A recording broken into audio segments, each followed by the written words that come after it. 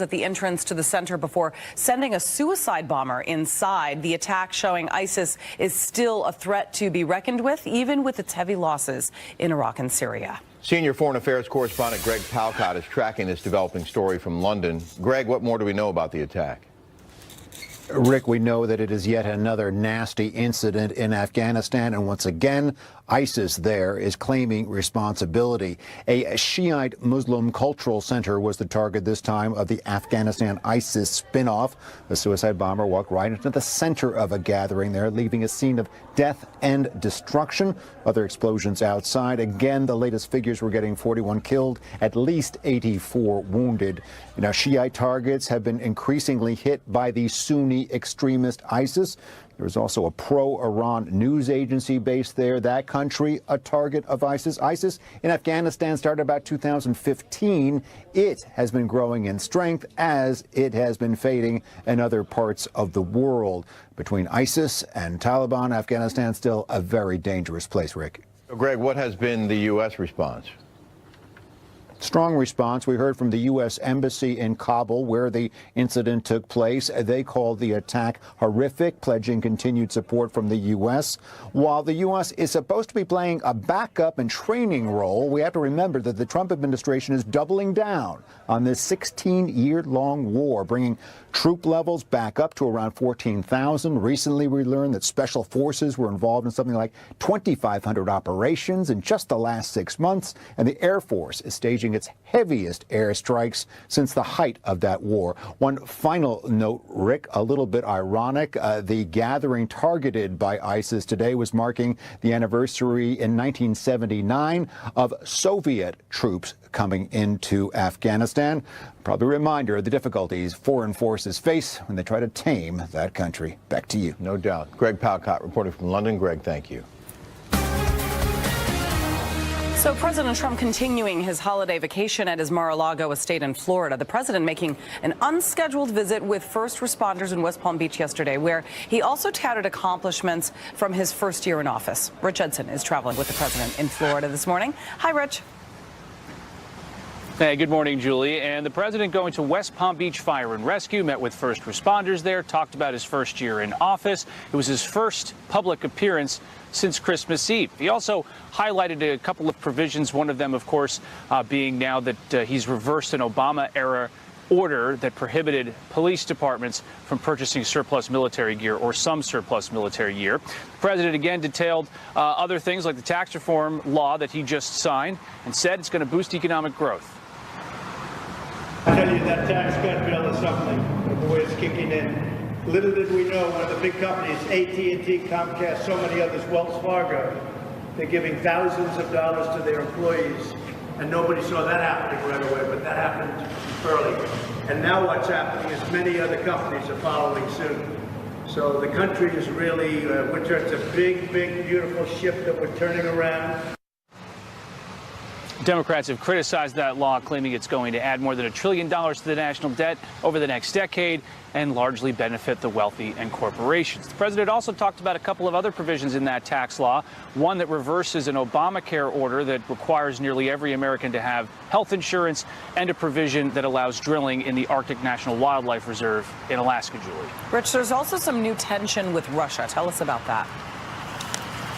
There is, particularly over Ukraine, where fighting is intensifying in the eastern part of that country among Russian-backed or with Russian-backed separatists there. Secretary of State Rex Tillerson, according to the State Department, spoke with his Russian counterpart earlier this week. The secretary also just wrote in the New York Times, quote, absent a peaceful resolution of the Ukraine situation, which must begin with Russia's adherence to the Minsk agreements, there cannot be business as usual with Russia. The Russian government, meanwhile, has criticized the United States and said it must calm its situation with North Korea. Julie? Rich Edson in Florida. Thank you very much. Rick?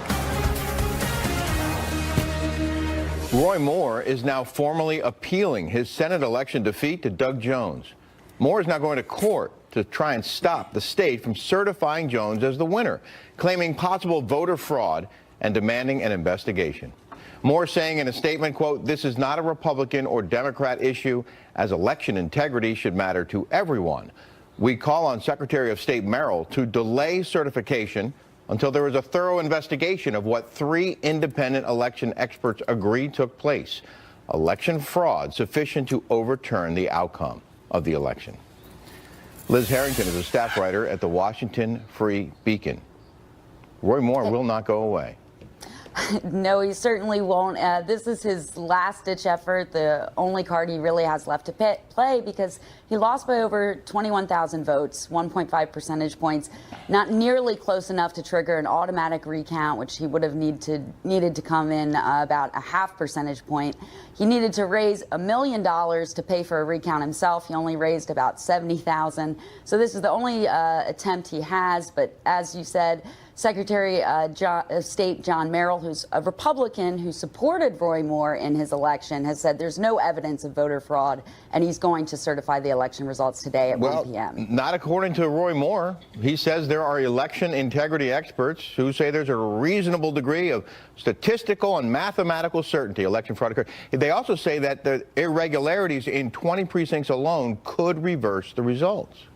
Right, and he found 3 experts for this lawsuit that said that there was 1 in a billion chance that the likelihood that Jones would have won, which doesn't really stand the test of credibility here, because, look, this is a guy, Roy Moore, who, when he ran in 2012, before these allegations came out against him, only beat a Democrat by 4 points in a very red state. So he's already had problems as a candidate. These allegations came out to allow a Democrat to win for the first time in 25 years in the Senate. So really, it's plain to see why he lost. Yeah. It's just Roy Moore is not willing to accept that. Well, and as you pointed out, 21,000 votes is a lot to overcome, and that would be a lot of fraud. Right. And I mean, this is a very red state. John Merrill is a Republican who supported Roy Moore. He's looked at this. He said there's no irregularity. It's just there were more Democrats that came out for Jones after Roy Moore was a very weak candidate with very credible allegations that came out against him. Perhaps the even bigger headline from this is that his election complaint also includes an affidavit from Moore saying that he underwent a polygraph and confirmed that the allegations of sexual misconduct with underage girls are completely false. That was in his filing last night. Right, and it's kind of interesting that he didn't do this earlier, only now that it's been a month after the election that he lost, he was expected to win. He should have come out with this before, but now it's his own guy, it's his own lawsuit. He got this polygraph done. I mean, everyone can decide for themselves if they want to, believe the credibility of this polygraph. But of course, he's going to include that because he's trying everything he can to get this reversed. But again, even if a judge ruled that the election, there was enough fraud to redo the special election, I don't think anyone believes that Roy Moore would win.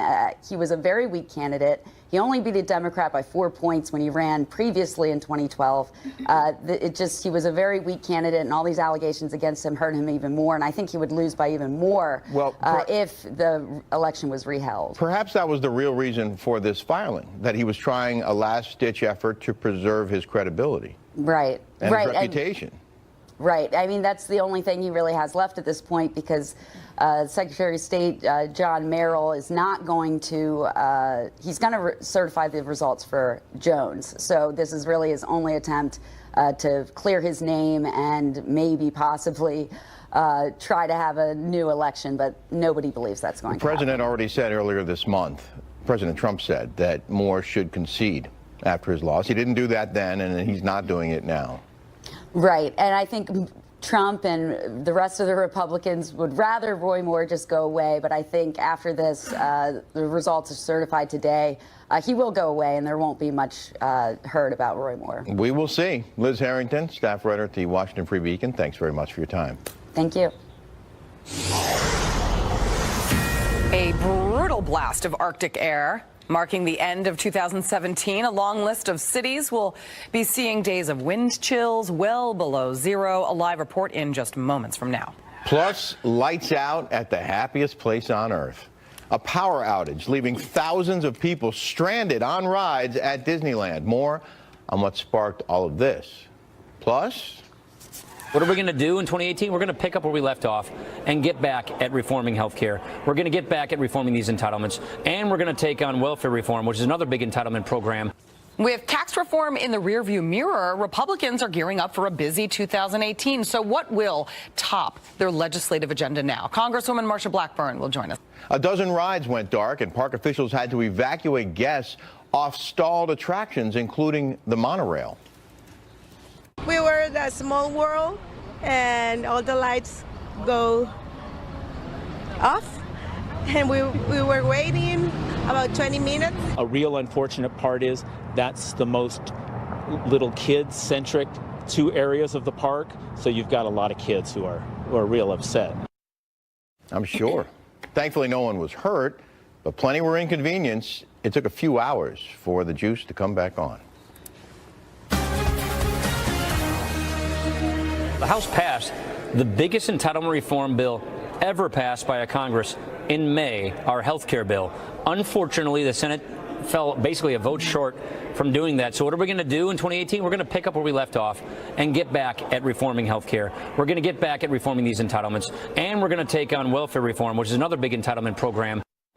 Speaker Ryan there promising entitlement reform in the new year, but that might be easier said than done, as it looks to run into stiff obstacles from members of his own party in the Senate, like Majority Leader Mitch McConnell.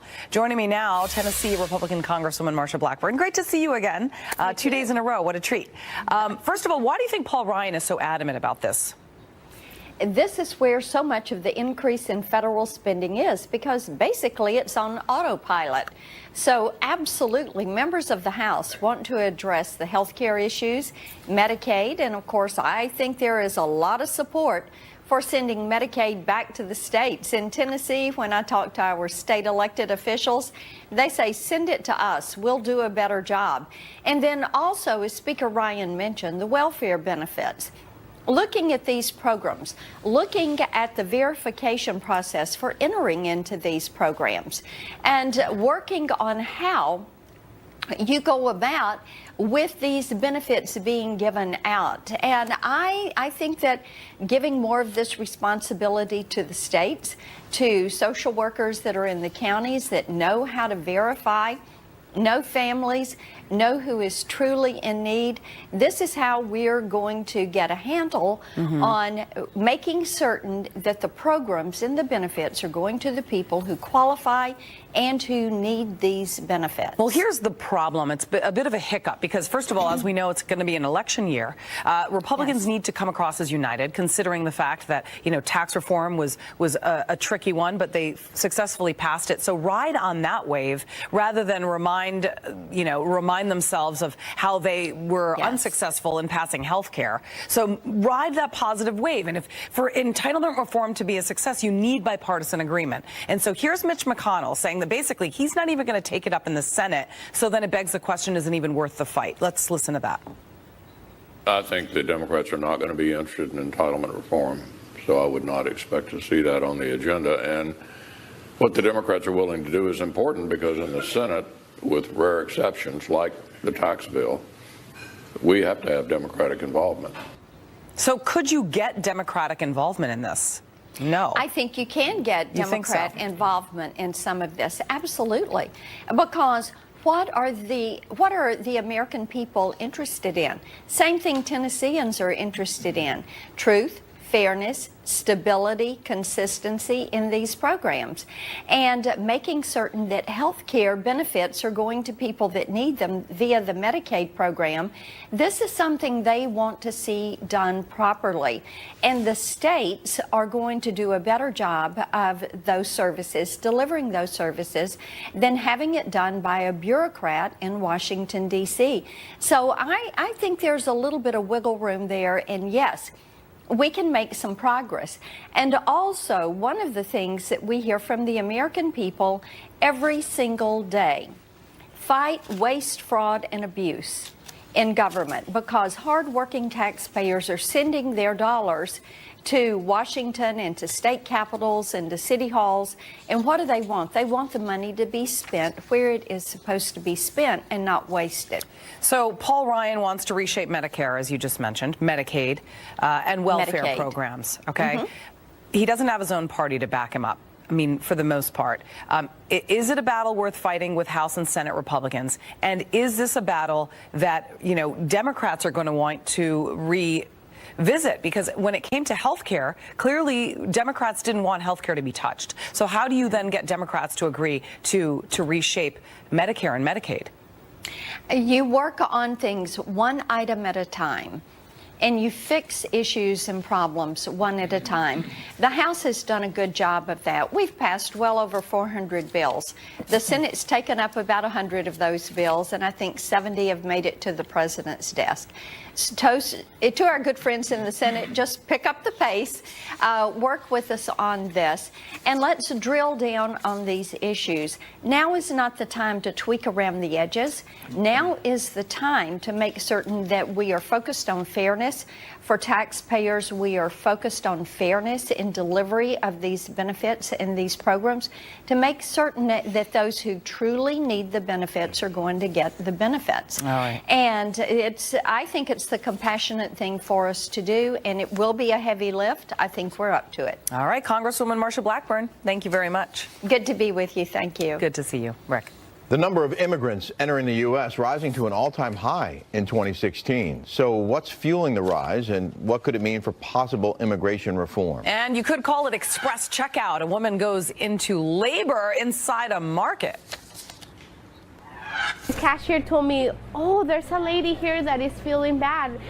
They want us, she wants us to call the 911. She's like, I think I'm having my baby. My daughter is studying to be a dentist, and she gave me advice. Inside a store in Fresno, California, and that's where volunteers stepped into the rescue, helping the woman deliver the baby even before paramedics arrived. Her cook says, oh my gosh, she's having the baby. So then I run, and then I see the baby coming out. I tell the cook, oh my God, bring me the scissors. From where? I don't know, just bring me scissors. Because the first thing I thought is that I had to cut the cord. She was asking, what did I have? We were like, a boy. Oh my gosh. Mom and her new baby boy were taken to the hospital. We're told both are doing well. In fact, the store is now accepting donations to help the family. Could you imagine? Would that be the first thing that would come to mind? Where are the scissors? Is that if you saw a woman giving birth on the floor? I was where born are the in the hardware section of a Sears No, you weren't. store. Stop it. No, stop My it. mom was shopping for sleds. No, you're silly. What? No? That's what my brother told me. Yeah, no. I almost actually gave birth in Columbus Circle because I thought I was tough, baby 3. Well, they come much faster. You missed a golden opportunity. Yeah, I sure did. So we had to drive the wrong way into traffic to get to the hospital. I barely made it. You may have noticed winter is beginning with a deep freeze for many parts of the country. Record-breaking cold gripping much of the eastern half of the U.S. And on top of that, areas along the Great Lakes are dealing with major snowfall, several feet in some spots. Temperatures from Chicago to Boston are well below normal, with wind chills that could dip well below 0. Mike Tobin might be a block of ice by now, braving those brutal elements live in Chicago. Well, I'm glad to see you're still okay, Mike. And if I was a block of ice, I'd have a lot of company. About 30 million people across the U.S. right now are enduring a wind chill advisory. And the bad news is it's not going to warm up before the new year. You can be glad you don't live in Minnesota. International Falls, Minnesota, the self-proclaimed icebox of the nation, set a record at 37 below. Hibbing, Minnesota, set a record that stood since 1964. It was 27 below. It is now 32 below. Sadly, there is tragedy out of Hibbing, Minnesota. It was a fire that started in the home of a retired fire captain. That was just the day after Christmas when the fire started. Sadly, another child who was caught in that fire passed away. It's a total of 4 people who died in the home of that retired captain. Grandchildren were visiting. 1 grandchild survived that fire. Oftentimes in weather like this, it is the effort to stay warm that causes the tragedy. Space heaters are often the culprit, and it's not necessarily a space heater itself. Those things draw a tremendous amount of electricity. Oftentimes it's the cord. The extension cord will become a source of heat. People sometimes will splice the cords together. The splice itself can become an ignition source, particularly if you do something like put a rug over the top of it. So be very careful if you are using space heaters in this weather. One group of people enjoying the weather are the people in the record business. A towing service out of Iowa says their calls are up about 3 300%. AAA out of Chicago says calls are up at 192%. That's because you got a lot of batteries going dead and people don't want to change their tires in this kind of weather. Rick? Well, Mike, I know firsthand it can be painful standing outside for any extended period of time, but there's also a concern about frostbite for people in these conditions. And the interesting thing about frostbite, it doesn't hurt at first. You don't feel it as it's setting in. But to give you an idea just how nasty frostbite is, the doctors who treat it are the doctors who work in the burn units. And they say that the people who are most at risk are the people who can't come inside, particularly the homeless. That's why the shelters are staying open in a lot of these places that are socked in by the cold. The other group of people that end up with the frostbite cases are the people who don't take it seriously. The doctors in the burn units say oftentimes the people they treat went out for a quick errand. They didn't take any cold weather gear with them. The car breaks down. Now suddenly you're in a life-threatening situation. Of course, a recommendation is to always take the cold weather gear with you when you're out in the cold weather. And again, the key about frostbite, as it sets in, you don't know it. The part that gets frostbitten has long been numb by this time it starts to freeze up. Yeah. Rick? So, Mike, go inside. Good job. Got it. Thanks, pal. ISIS may be losing its grip in Syria and Iraq, but today's terror attack in Kabul shows it is hardly out of business. We're going to be discussing the ongoing threat there next. Plus, the White House reportedly mulling acting alone to write new rules on health care. But the president has also been talking about working with Democrats. Can he do both?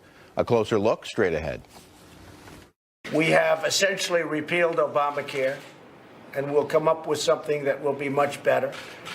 Whether it's block grants or whether it's taking what we have and doing something. Working with Democrats on a bipartisan issue. Blake Berman of the Fox Business Network is live at the White House. Blake, what's the administration looking to do here?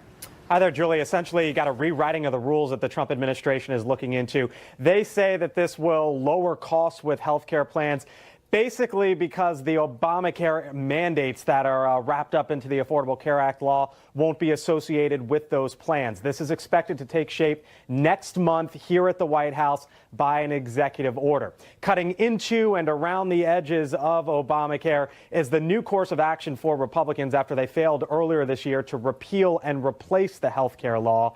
And the president continues to tout the recent repeal of the individual mandate that is in the tax bill. It included the repeal of the individual mandate, which is a disaster. That's where you have the privilege of paying a lot of money so that you don't have to buy health insurance, all right? The most unpopular thing, which most people thought should have been unconstitutional. But we repealed it.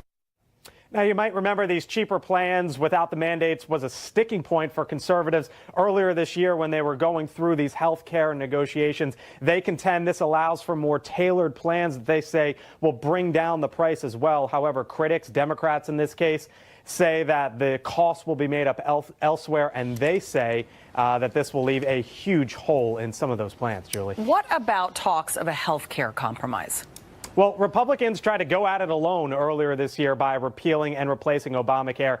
But the president sent out a tweet earlier this week in which he suggested potentially working with Democrats going forward. He said in that tweet, and I quote here, "Based on the fact that the very unfair and unpopular individual mandate has been terminated as part of our tax cut bill, which essentially repeals over time Obamacare, the Democrats and Republicans will eventually come together and develop a great new health care plan." Now, the White House has also said that in 2018 they will look to shore up the health care markets. But as you know, Julie, 2018 is an election year. That could be a very tough pill for many conservatives to swallow, considering they ran on repealing and replacing Obamacare and not shoring it up and stabilizing it. Julie? All right. Blake Berman, thank you very much. Thanks. Dozens are dead in the Afghan capital of Kabul after suicide bombers attack a cultural center. ISIS claiming responsibility, showing the terror group still poses a threat despite its losses in Iraq and Syria. Retired Lieutenant Colonel Scott Mann is a former Green Beret. He's now president of Rooftop Leadership. Scott, thanks for being with us. Hey, Rick. Happy New Year. Same to you, sir. So coalition forces, we know, killed tens of thousands of ISIS fighters, but clearly you can't kill them all. Yeah, absolutely. Longest war in our nation's history. And hats off to the work that's been done against ISIS in Syria and Iraq. But just understand, this is a threat that follows a doomsday prophecy, Rick, and they believe in it strongly. And, just taking land mass away from them will not defeat them. They'll withdraw, displace to other countries like Afghanistan, and they'll set up shop there. But not just Afghanistan. They have safe haven elsewhere as well, right? I mean, do we know where they are and how they're able to continue to recruit? Yeah, absolutely. I mean, they're operating in the southern Philippines. They're operating in Libya. I mean, they have a presence in the West, in the United States. 25 to 30% of the foreign fighters from Europe have returned home.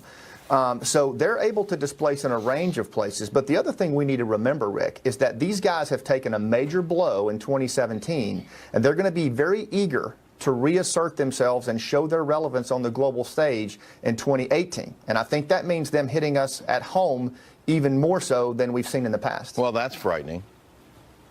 It is. And understand that ISIS, if Al-Qaeda practices terrorism, ISIS practices horrorism. They like to hit us not, at the World Trade Center or the USS Cole. They like to hit us where we live, work, and play. And that's what I'm thinking about as we go into this new year is what does it mean to you, your family, my friends and family on Main Street, not necessarily Wall Street, because that's where these guys like to target and show their relevance. And we've seen them very active online with a virtual caliphate. And that's a presence that really can't apparently be wiped clean. Absolutely. I mean, look at Omar Mateen, conducted the second worst mass shooting in American history at the Pulse nightclub, just an hour from where I'm sitting right now. He was radicalized, trained, and employed online, and then did Facebook Live messages from the nightclub during the shooting. So, I mean, that capability still very much exists, and I would remind every American right now, to just keep your head on a swivel during New Year's and understand that these guys are going to come at us with all 4 feet for no other reason than to reassert their global relevance, Rick, and they're going to do that by trying to hit us where we live, work, and play. What about their tactics, Colonel? Can we expect some kind of change in tactics? I think what we're going to continue to see is we got to stop calling these lone wolf attacks. I mean, this is a very coherent strategy, which is centralized vision and ideology with decentralized execution, where you have, guidance and inspiration coming from places like Kabul online, and then guys like Omar Mateen who take those instructions online and then execute, mass killings, attack schools, rock concerts. That's the new distributed form of terror, and we've got to stop calling it lone wolf attacks and give the credit it deserves, because it has a whole new implication for us as citizens, local law enforcement, and local politicians. This is where these guys operate. And as you mentioned, at least some of them survived the battlefield and managed to make it back to their home countries. Can we expect that those guys are bound to kill again, or is there even a chance at reforming them? I would say we should expect to see those guys again. After the Afghan campaign against the Soviets, I mean, the core group of Al-Qaeda came from the foreign fighters who returned home. We've already seen this from previous wars in Afghanistan, where foreign fighters who go away inspired to fight come back home, they set up shop, and they wage war and foment instability in their homeland. We know that a lot of the attacks in Europe, Rick, have been caused by returning foreign fighters, and the bulk of the bloodshed has been caused by them. And if history is our guide, we had better pay attention to these returning foreign fighters. Even if it's just a handful, it only takes a few for a major attack to occur. So, former Lieutenant Colonel Scott Mann, it's Happy New Year with a major asterisk over your shoulder. Head on a swivel. Yeah, I hear you. Thanks very much, sir. Yes, sir. President Trump's calls for overhauling the immigration system could be gaining traction, as a new report shows the number of immigrants arriving in the U.S. last year hitting a record high. William LaJeunesse is live in our Los Angeles bureau. So, William, what is the impact of this new report? Well, I'll tell you, the findings will certainly be part of an upcoming debate in Congress over DACA and immigration reform. So the numbers include legal and illegal immigration, and it is based on the U.S. Census. It shows 1.8 million new immigrants settling in the U.S. in 2016, highest level in U.S. history, and 53% higher than just 5 years ago, when the recession hit and many went home because they couldn't find a job. Now, this is for 2016, the last year of the Obama administration, when there was virtually no interior enforcement or worksite enforcement. no visa overstay prosecutions, and the border saw that surge of Central American women, children, and families. The increase was also driven by more guest workers, more foreign students, and a change that allowed the spouses of visa holders to work, which of course encouraged more relatives to join green card holders here in the U.S. Julie? And so where are these immigrants coming from, and will the numbers shape the political debate? That's the question. Well, the high levels of immigration create winners and losers. Winners include owners of businesses who get more cheap labor, consumers who get lower prices. Losers could include taxpayers and American workers when competition drives down wages. Now, compare who is coming. 2005 to 2015, Mexican immigration was cut in half, 400 to under 200,000. Central Americans up by 100,000. Asian immigration almost double. African and Middle Eastern immigration also about double. Immigration from Europe flat. Now, some, like the president, argue that immigration system here needs an overhaul. We should probably shift our focus more in favor of a merits-based system so that we can ensure that the individuals who come to the United States, who are brought to this country, have the skills and the abilities that they need to succeed in this country. So the Center for Immigration Studies, which is a D.C. think tank, hopes that this study will spur debate. Julie? William Lajeunesse, thank you very much. Rick? There are more claims of bias against special counsel Robert Mueller. Mueller, I have said since day one, since he was appointed, he's bad news. He's out for a scalp. He would love to get Trump's scalp. Is there enough evidence to back that up? Our panel will debate it. Plus this.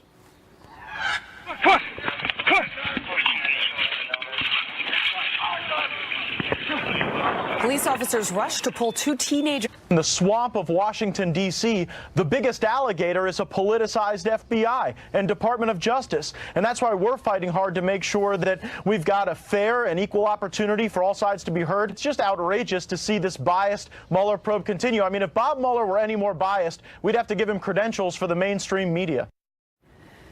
Doug Schoen is a Fox News contributor and a former advisor to President Bill Clinton, and Chris Wilson is a former campaign pollster for Ted Cruz, now the CEO of WPA Intelligence. Wow. All right. So I've heard it all. I mean, we've heard about the purge. Yep. We've heard about political bias. I mean, Chris, when appointed, we all knew Mueller was a friend of James Comey, and that did raise conflict of interest questions. But now it's taken a whole new turn. Do you think that he himself has demonstrated political bias? Well, I don't know that I would say he himself has, but there's no question there is bias that has been discovered amongst people that work for him. I mean, just from the contributions side, them to be able to claim a lack of or impartiality at this point just because of so much that has come out. Having said that, I disagree with the congressman. I think that this is probably the best thing that could have happened for Donald Trump in this situation, because Mueller has got to go above and beyond now to appear impartial, and that probably puts Trump in a better position, the president in a better position than he would have been otherwise. Doug, do you think this puts the president in a better position by people basically calling out Mueller for being politically biased and calling for him to be fired by the president? I think the facts are going to take this where it goes. I mean, one of the big questions we have is, what are we going to hear from General Flynn, who's pled guilty, and the Trump administration has now turned around and said may well be lying about everything. So we need to hear what he has to say. We need to hear what Mr. Papadopoulos has to say, and we need to see what the facts are.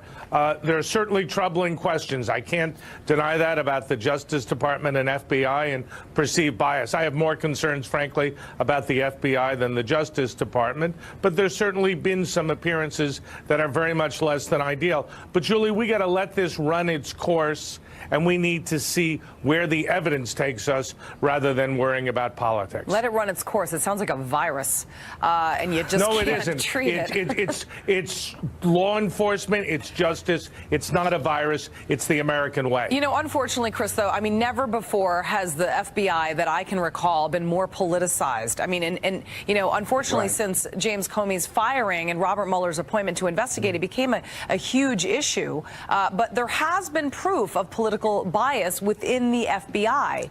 But you say not necessarily from, you know, Mueller himself. So then is it enough for him to recuse himself, or do people just let this play out, as Doug pointed out? Well, I think neither one. I'm not sure that he needs to recuse himself. I do think it is important, though, that he is able to illustrate that he is taking steps to make sure that bias is rooted out. If he doesn't do that, then frankly, any results of the investigation would be dismissed out of hand. And I think that's what you hear Francis Rooney saying, the other congressman from Florida who last night said that this has gone above and beyond in terms of the kind of bias we're seeing. I mean, Francis Rooney, former ambassador to the Vatican, is a very serious person, and he's not just out there throwing out for talking points. He's looked at this, he's concerned about what he sees coming out of both the FBI and the Justice Department and the investigation in general. And I think the point is, if Mueller does not take steps to illustrate that he is rooting that out from any results of the investigation, then it's going to be a problem. Yeah, you know, Doug, this week we've heard calls for a purge of the FBI, with Congressman Matt Gaetz actually going as far as to say in that interview that the purge is already happening. With Deputy FBI Director Andrew McCabe announcing his retirement. I mean, are these just staffing changes, or are we seeing an actual purge here? Well, I don't think we need purges anywhere in America. That is also not the American way.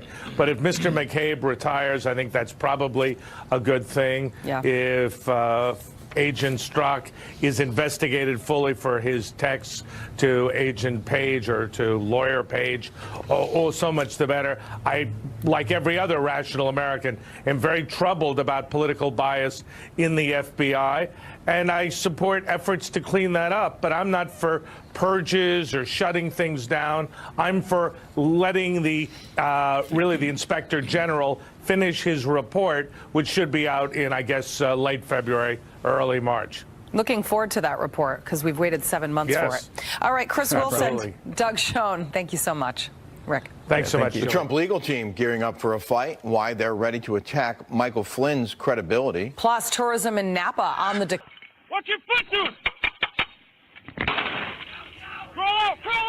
Wow. Officers managed to pull 2 of the teens out of the car. A third kicked out a window to escape. The officers say it is just part of their job.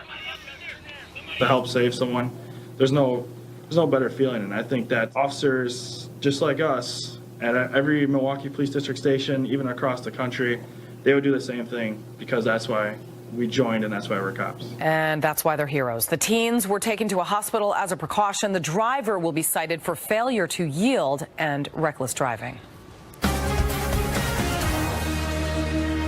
California wine country has been on the mend since massive wildfires wreaked havoc in both Napa and Sonoma counties in October. But their real struggle has been assuring tourists that they're open for business. Adam Housley is live in Napa Valley to do just that. Adam? Yeah, Rick, we started to look into the story when we had some people we met with in other stories tell us that they weren't going to go to the wine country because they heard it burned down. After 2 weeks of coverage, after all those fires that burned here, 7 all told in Northern California burned starting back on October 8th. They're still the most destructive in state history, burning down nearly 9,000 structures, killing 42 people. The damage here extensive, many people still without homes. But as that happened back in October, the rebuilding process has continued. And the worry here is that if people think that wine country has been burned or has been hurt, that they won't come back, and that'll also cost jobs. Thus, maybe a second destructive process here in wine country, where jobs will go away and people that are trying to rebuild their lives won't have that opportunity. Take a listen. Most people are very surprised. They're expecting to see charred areas, burned areas, and they're few and far between. It's strange, but we know we're going to rebuild, and we know it's going to be a nice building again, so we have faith. Faith, Rick, I'll give you an example here. There are more than 600 wineries in wine country. Only 22 were affected. Rick? Well, there's that. Adam, thanks very much. A horrific attack, dozens of civilians killed in Kabul at the hands of ISIS. We will have an update from the Pentagon coming up. Stay with us. This recycling tip is brought to you by Subaru. A deadly terrorist attack targeting a religious cultural center, killing more than 40 people in Kabul. The president of Afghanistan calling the deadly bombing a crime against humanity. Welcome and good morning to you to a brand new hour of America's Newsroom. I'm Julie Banderas. And I'm Rick Leventhal. Pleasure to be with you. Bill and Sandra are off today. A series of explosions targeting Shiite Muslims, many of them students attending a conference. ISIS claiming responsibility. Lucas Tomlinson is live at the Pentagon. The attacks from ISIS appear to be increasing in Afghanistan, Lucas? Rick, it's the second suicide attack in Afghanistan's capital since Christmas Day. Now, today, 84 people were wounded in addition to the 40 killed in the attack by multiple suicide bombers. President Trump recently sent an additional 3,000 U.S. troops to Afghanistan, bringing the total number to about 14,000. Some of these troops will be moved closer to the front lines to call in airstrikes. As the air war against ISIS in Iraq and Syria winds down, more American jets have been sent to bomb the Taliban and ISIS in Afghanistan. Recently, the head of U.S. forces in Afghanistan says most of the airstrikes this year have targeted ISIS in the eastern part of Afghanistan. This year, the number of bombs dropped is 3 times greater than last year's totals. It's the highest number in 5 years. Vice President Mike Pence made a surprise visit to Afghanistan last week where he said the U.S. military was there to stay. His visit is secret because of the high security risk 16 years after the first U.S. troops arrived there. When Defense Secretary Mattis visited Afghanistan in September, he was greeted with a rocket attack at the airport, but Mattis had left a few hours prior and his plane was not damaged. The U.S. military estimates there are roughly 1,000 ISIS fighters in Afghanistan located southeast of Kabul along the border with Pakistan. But this has been the same estimate for the past year, despite all these airstrikes and U.S.-backed commando raids against the group. Most of the ISIS fighters in Afghanistan are former Pakistani Taliban. Recently, the U.S. envoy of the ISIS fight spoke about the terror group's broad appeal. ISIS became a brand, and a lot of pre-existing terrorist groups, you've seen this in the Sinai, for example, start to raise the flag of ISIS, mainly to recruit foreign fighters and other things. The U.S. military dropped the mother of all bombs on ISIS in April, the largest conventional bomb in the military's arsenal. But it appears ISIS is having no problem replenishing its ranks in Afghanistan. Rick? And more on the ongoing threats later this hour. Lucas Tomlinson at the Pentagon, thank you. President Trump spending part of his holiday vacation meeting with first responders near his Mar-a-Lago estate. The president visiting with about 4 dozen members of the Palm Beach and West Palm Beach Fire and Rescue. Washington correspondent Rich Edson, traveling with the president, joins us again this morning. The president's talking about the tax law again. He is, Rick. He's been touting his first-year accomplishments.